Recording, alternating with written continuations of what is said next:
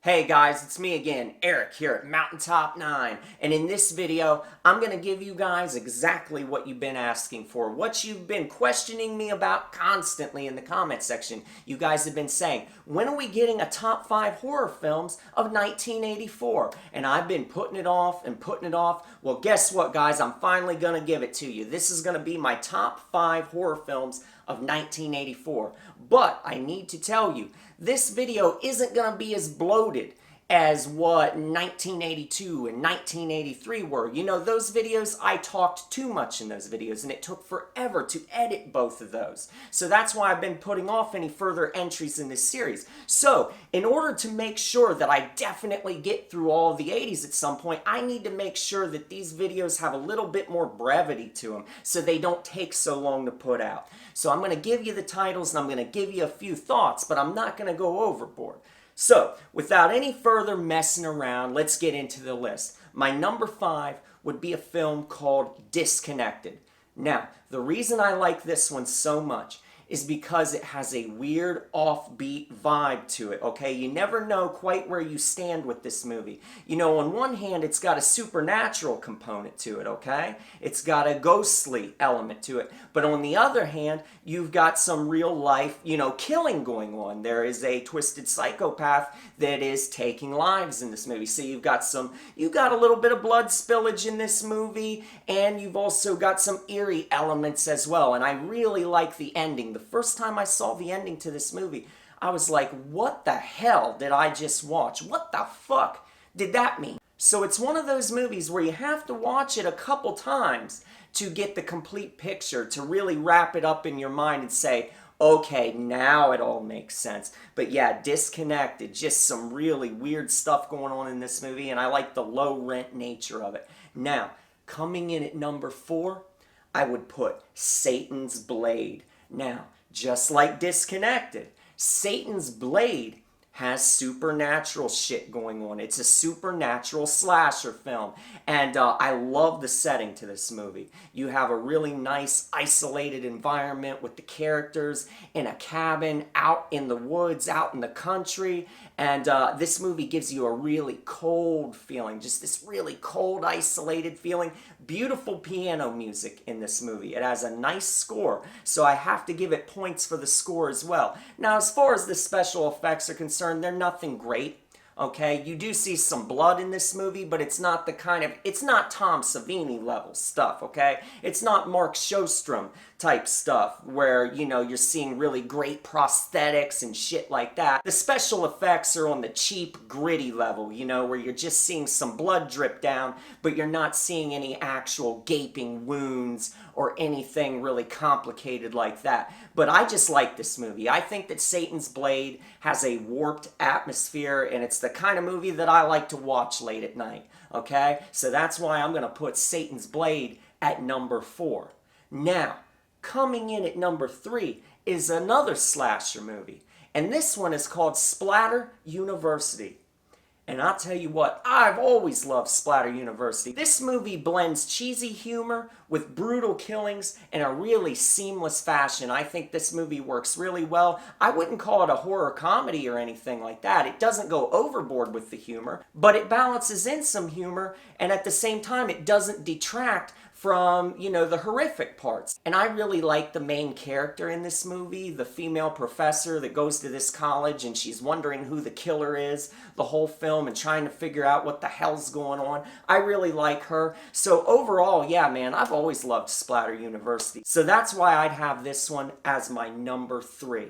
Now we're getting into the top 2, and I must say these are 2 horror titans right here that we've got in the top 2 slots. At number 2, I've got Friday the 13th, The Final Chapter. This is the 4th entry in the series, and this one is directed by Joseph Zito Of course, we all know him as slasher fans because he directed The Prowler.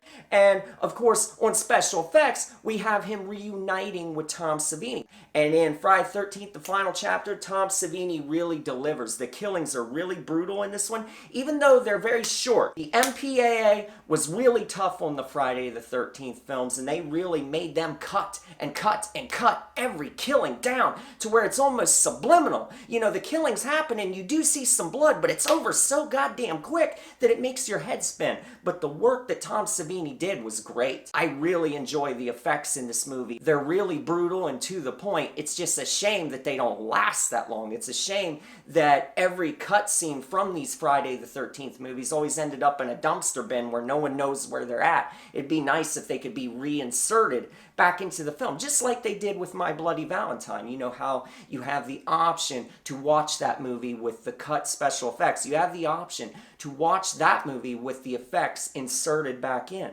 Well, I wish you could do the same thing with Friday the 13th, the final chapter.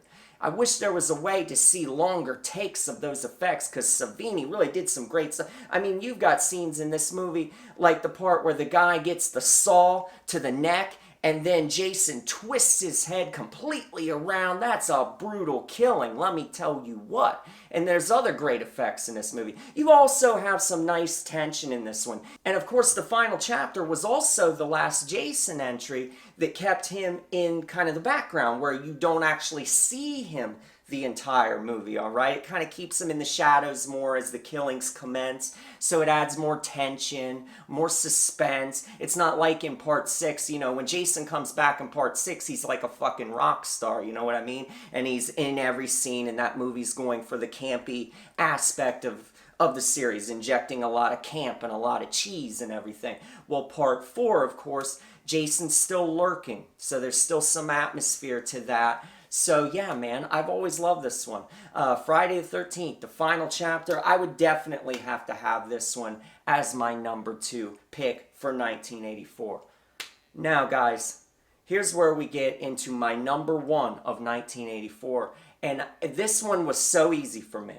When I made the pick for number 1 for 1984, this one popped in my head instantly. I knew this had to be number 1. And my number 1 is A Nightmare on Elm Street. This is Wes Craven's masterpiece, in my opinion. You know, I enjoy Last House on the Left and The Hills Have Eyes and Deadly Blessing. I even like that TV thing he did, Summer of Fear with Linda Blair. You know, that was good. And there's other stuff by Wes Craven I like. But for me, his greatest achievement, his greatest film, his watershed film, as he even referred to it himself in a Fangoria interview, his greatest work was A Nightmare on Elm Street. It's just a pure genius vision. And when you first see that scene in this movie where his arms are outstretched, you know, in that alleyway, and he's coming down the street towards Tina, man, that is pure horror genius right there. And this movie just has such great atmosphere. It keeps you on edge throughout the whole film. I mean, I wish I could go back in time and watch this movie for the first time over again, just so I could just quadruple my appreciation for this film, because there's nothing like seeing this movie the first few times and that fear that it gives you. This is one where they hadn't yet injected all the over-the-top comedy and all the slapstick and all the tantalizing special effects. This one keeps it really, you know, kind of has a raw feeling to it. It's very energetic and it's a true work of vision, but it still keeps that gritty, raw aesthetic. So yeah, man, A Nightmare on Elm Street, Wes Craven's greatest film, and in my opinion, it's definitely the greatest horror film of 1984. Now I'm just going to give a few quick honorable mentions, but I'm not going to go over the top and detail the plot of each damn movie. I'm just going to give a few honorable mentions so that we can keep this from getting too damn long. First of all, Scream for Help. Excellent flick from 1984. Now, it's not a pure out-and-out horror film or anything like that. It's more of a, I don't know, a sleazy thriller. I still want to put it in this video as an excellent film to look out for. This movie has a mean streak to it, a mile long. So definitely check out Scream for Help. Another one that I suggest you look out for is, of course, The Initiation, which I've already done a review for on this channel. That's a really solid slasher flick. Two other movies from 1984 that I want to briefly touch upon. These both had an impact on me growing up, okay? And the first one I want to mention is Silent Night, Deadly Night. Man, I'll tell you what. The thing about Silent Night, Deadly Night is I don't think it's a great film or anything, but I'll never forget being a kid. I was like 5 years old, all right? And my grandma and I, we were in a Kroger, I think it was, or a Shop and Save. It was a grocery store, but anyway, this grocery store rented videotapes, okay? And they had Silent Night, Deadly Night, the big box, all right? And I saw that big box cover with, you know, the Santa arm coming out of the chimney, and he has a fucking axe in his hand. And man, as a 5-year-old, when I saw that, it blew my mind. I was already a horror fan.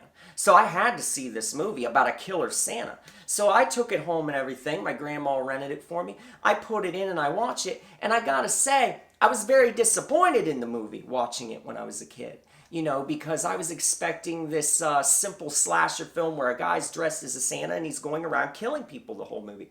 Of course, that's not what Silent Night, Deadly Night is, all right? It's more of a, I mean, a lot of it's kind of a drama in a sense where you're watching the way this boy grows up in a really cruel environment. You know, he's an orphan and you see all of the abuse that he goes through. So to me, I didn't really like all that shit, you know, when I was a kid. So I liked it when he finally did put on the Santa suit and he started going around dispatching victims. You know, that legendary scene with Linnea Quigley where he impales her on the deer antlers, you know, that's the stuff of legend. And of course the part where those dudes are out sledding and he sticks that axe out there and you see the head roll down on the ground.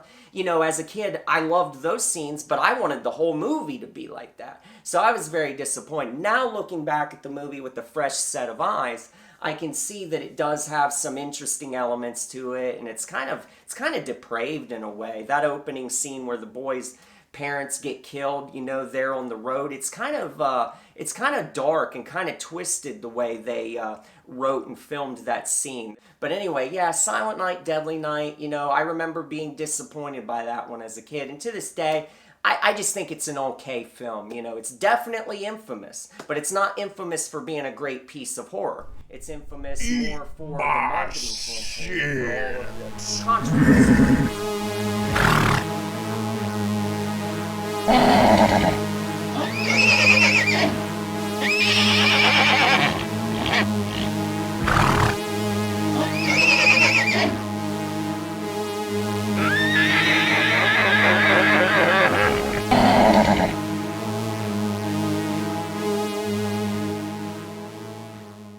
Now, one other movie I want to touch upon which had a big impact on me as a kid is Children of the Corn. Now, this movie I do like, okay? I like it better than I do Silent Night, Deadly Night. And Children of the Corn, the thing I like about it is I think it's a pretty effective movie. Sure, it's low rent and it doesn't have like a bunch of dazzling special effects. You know, a lot of people rip on Children of the Corn, you know. They think just because it's a Stephen King adaptation, there's kind of this groupthink mentality where everyone automatically dismisses, you know, these low-budget Stephen King adaptations. But some of them are pretty damn good, and I think Children of the Corn is a pretty good movie. It's not great or anything, but it's good. The movie has a pretty eerie score, for one thing. I think that it really fits the tone of the movie. It kind of gives you chills the first time you hear it, and just the overall vibe of the film, the isolation that you feel in this town. They really make it feel like this town is abandoned. So I like Children of the Corn. I think it's a pretty good movie for what it is. So guess what, guys? That's all I want to talk about for 1984. I'm not going to let this video get over long. I could start talking about what a piece of shit I think that movie Silent Madness. If you've ever seen a movie, Silent Madness from 1984, man, that movie fucking sucks. That movie, every print I've ever seen of that movie looks like absolute dog shit. I just can't get into that movie, and I've tried a couple times, so if you want to hear me shit on a movie from 1984, that's the movie that I would. Silent Madness sucks.